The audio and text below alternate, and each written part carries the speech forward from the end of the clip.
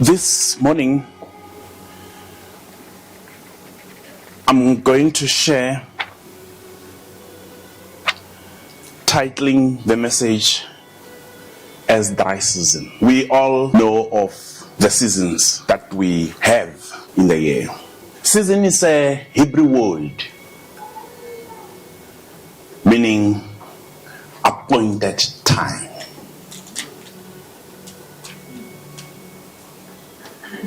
Each season represents something.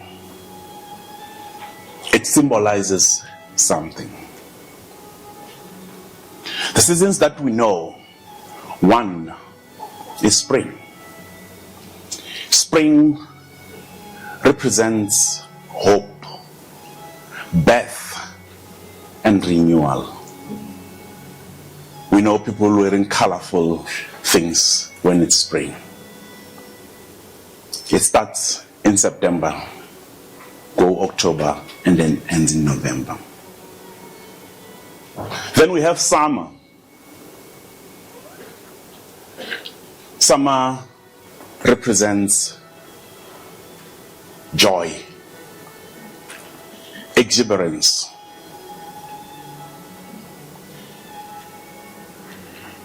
It starts in December. We enjoy it in January and then also in Feb. Then there is autumn. If there's one season that is less spoken of, I'll say it's autumn. It represents acceptance. It's between March, April, and May. And then there is winter. That's the season that my message is centered around. Winter represents sadness. It represents loneliness. It represents heartbreak. And it represents darkness. That's winter. We experience winter in June, July, and August. In winter, during winter around the place where we live, there's no rain. And people who experience rain are actually in Cape Town. But unfortunately, it comes with destruction. In winter, grass fades from green to yellow and brown. It is a season where many people generally get sick. Even those that are not sickly. But if there's one time in the year where they may need medication, it's in winter. Days are short, nights are long. That's winter. Difficult as it is, winter is scriptural. In the book of Genesis 8 verse 2, it reads as follows: as long as the earth endures, seed time and harvest, cold and heat, summer and winter, day and night will never cease.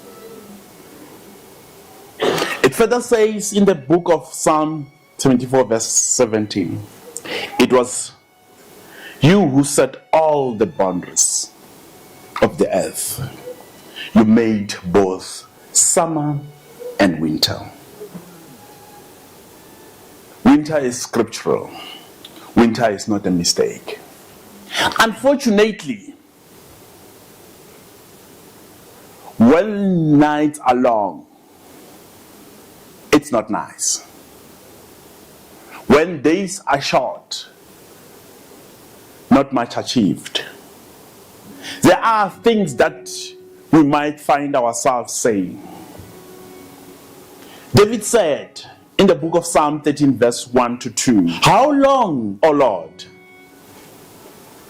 will you forget me forever? How long will you hide your face from me?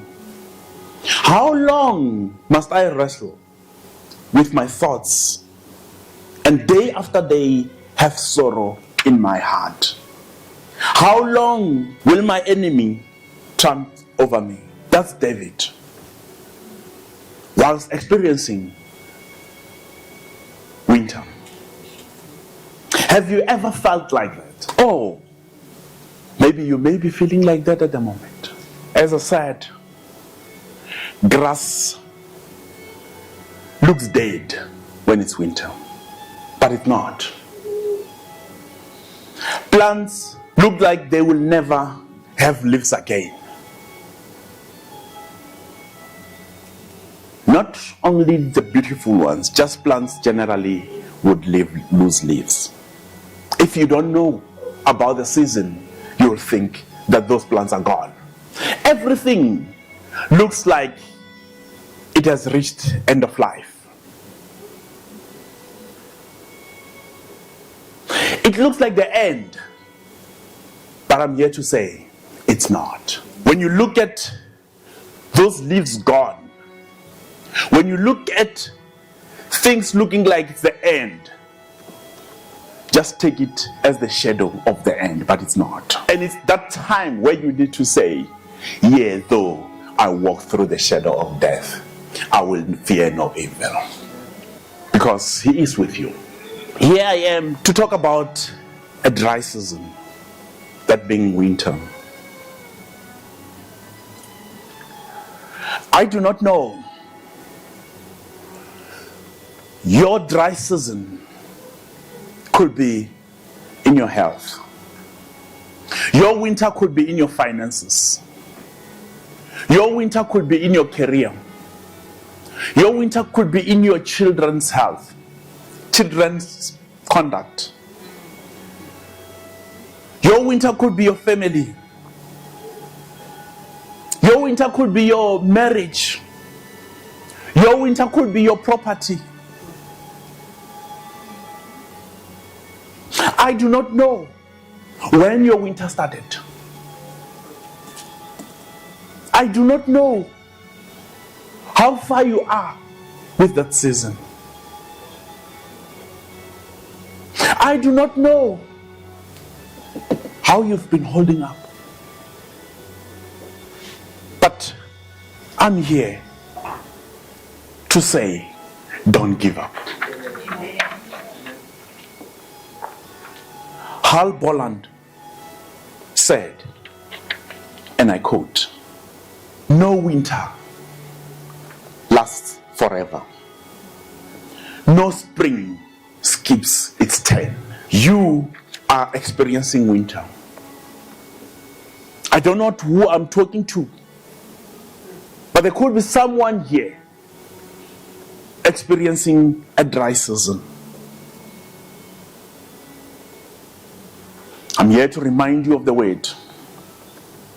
Faith is the sun that drives life from winter to spring. The same lawn you have in your yard,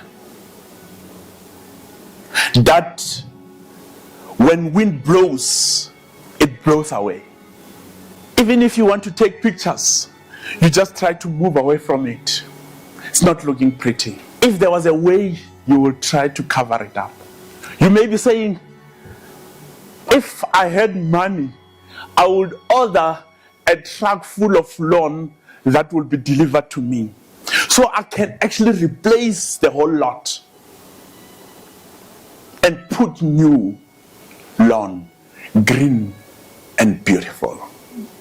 No, do not. The very same lawn is gonna turn green again. It just waits for its season. The very same lawn that you can neglect or you haven't done anything to because there's nothing that requires attention, will require weekly attention when its season comes. Those lawnmowers have actually been packed. But they will be overworked when the season is right. Don't throw them away.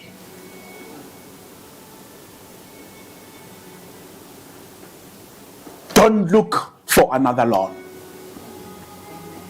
I'm here to say, don't look for another God. The same God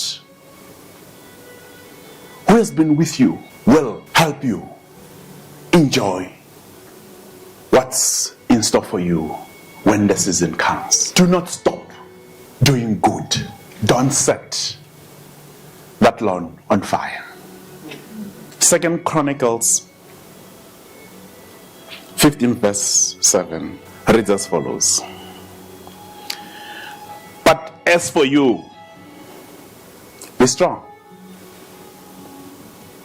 and do not give up, for you will be rewarded.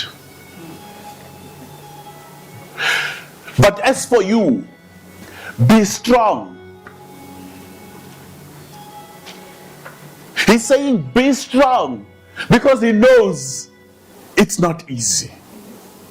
He's saying be strong because he knows you will feel weak.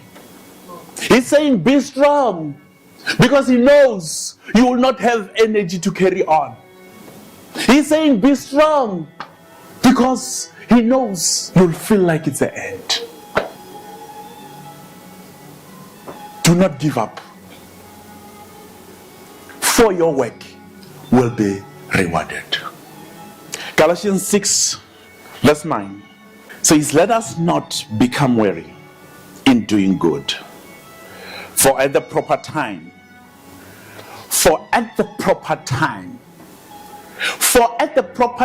means in due season. Proper time is important. I love oranges, but you eat an orange when it's out of season. It's bitter, it's hard, it's dry. Proper time is the right season. You will harvest. You will harvest. But the key is if you do not give up. Seasons will change. But unfortunately, if you have given up, the last part of harvest will not be there for you. And hence, I'm here to remind you that, as the word said, be strong.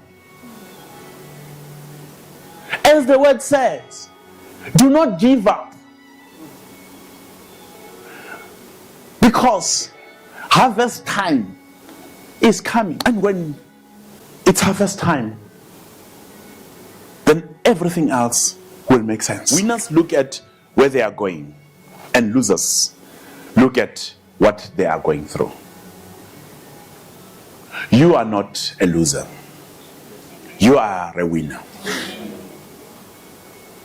Look at where you're going. Look at where you're going. If anything, this morning, just grab these words. Every winter has its spring. Unfortunately, spring does not come before winter. Unfortunately, immediately after winter, it's spring.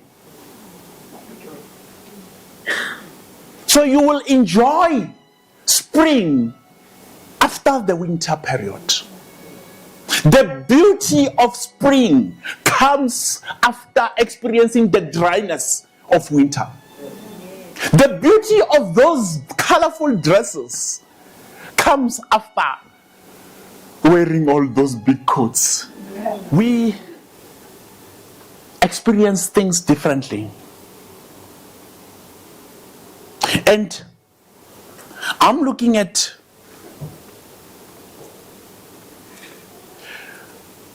the Bible story of Jesus in the book of Mark. When he went into Capernaum, large crowds followed him.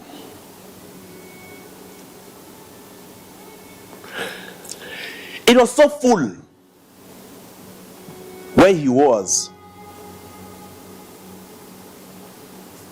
And everyone went to get his attention. 4 men carried a paralyzed man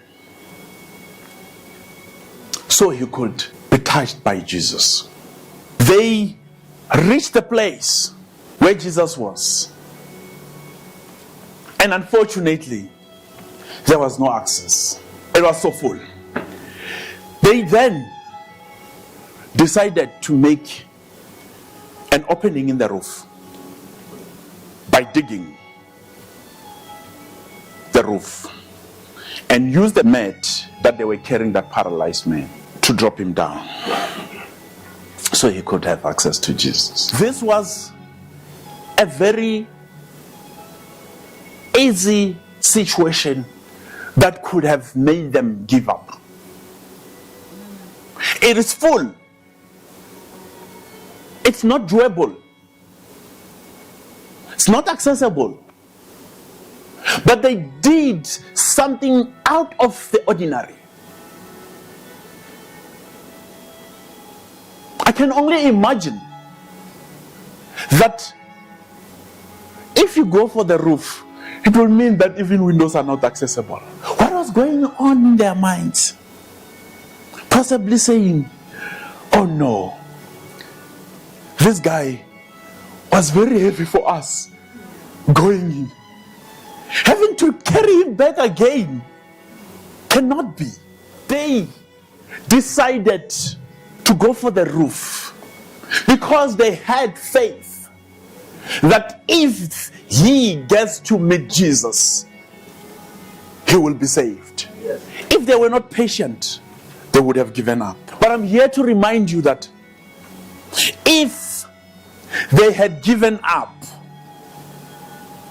it would have meant that that paralyzed man's dry season would have continued. Dry seasons continue when you give up because you're not going to see the next season. But what I like is that they knew that if he can have access to Jesus, he will be moving to spring, rebirth, renewal. That is an example to show how difficult winter can be. They were faced with those challenges. It provides many reasons for you to give up. But giving up must never be an option. Where God is involved, there must be no plan B. Another winter or dry spell or dry season was experienced by Bartimaeus. Jesus went to Jericho, and when he was around, Bartimaeus heard that Jesus was around. He was on the side of the road begging because he couldn't do much for himself as a blind man. He was in a dry season. He shouted, "Jesus, Son of David, have mercy on me." Because there were a lot of other people who were looking for Jesus' attention, who felt they were better than Bartimaeus. They kind of discouraged him. Say, "Hey, you blind man, wait, let him deal with these proper things." I can only imagine they were actually saying, "I need Jesus to touch me because I'm actually going to go for a big tender." I need Jesus to touch me because I'm about to really get to this house. You just blind, wait on the side.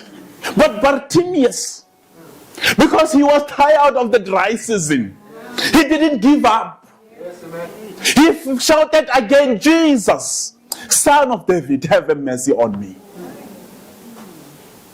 Giving up must never be an option when going through a dry season. Jesus reached out to him, and his winter ended immediately, and then he went to spring. I may be talking to someone this morning who has been going through a winter period for long, and people around you are encouraging you to get settled in that winter period. And they are discouraging you from believing that spring is gonna come. They are telling you that you just have to accept it as it is. They are telling you that it's over. They are telling you that that is how things are supposed to be for you. And I'm here to remind you that no, it's just a season. No, don't give up. When the season is over, you can just go back to them and say, had I listened to you?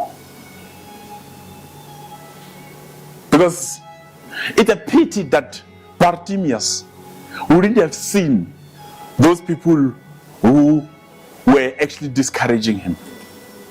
Because if I were in his shoes, I would go back to them to say, had I listened to you, I wouldn't be seeing now. Not knowing how long your dry season has been. I'm sharing Bartimaeus' story because it's a story of someone who was born blind. It's a story of someone whose season of dryness has been all he knew. It was a long period of dryness. But I like his faith, knowing that though he was born blind, he still believed that spring was around the corner. He still believed that every winter has a spring. Not having experienced spring before, yet he believed.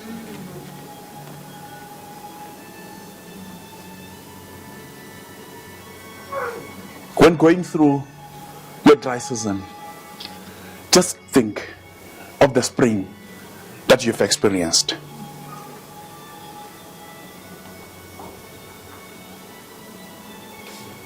We cannot allow the beauty that awaits us to not reach us because of giving up.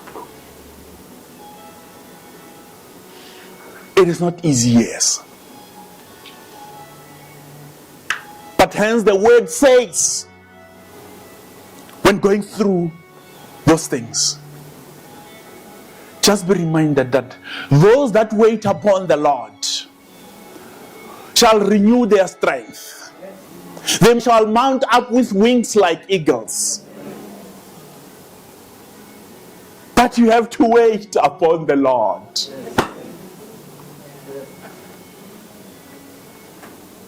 You only renew your strength if you have waited upon Him. You stand on His word.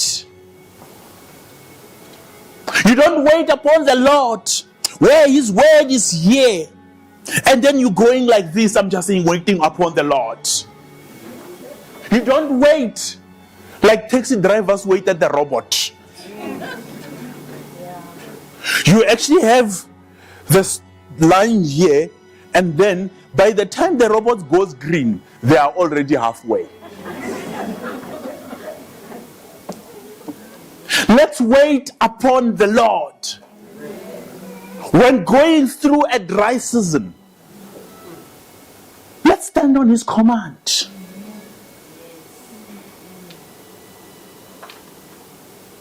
Unfortunately, there are a lot of things that may make you kind of use your common sense and say, no ways. This can't be. But where God is involved, your logic is really not important. Look at Abraham. Natural age did not matter for Sarah to give birth. Your dry spell may actually be having age involved. But go to Abraham's story and get courage. How long did it take Moses to go through the dry season before he could be elevated? You may be looking at your situation and saying, yes, I understand. Winter comes and you'll have this dry. But my situation, it wasn't one thing that dried out. It wasn't a question of a job that dried out. It wasn't only the question of marriage or lack of it that dried out. It wasn't a question of finance or lack of it that dried out. It was everything. And I'm saying to you, yes, Job didn't have only one thing drying out. He lost his possession, children, health, yet he refused to curse God. I've said the message that was laid in my heart. And I'm finishing by saying, the book of Jeremiah 29 verse 11 says, for I know the plans I have for you, says the Lord.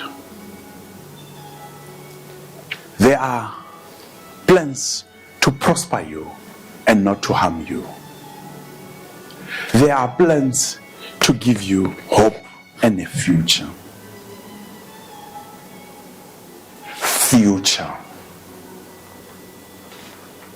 Future, unfortunately, is not now. You only experience future if you don't give up. If you give up, then future is not going to be there for you. I just can't give up now. Come too far from where I've started from. Amen. Nobody told me the road will be easy.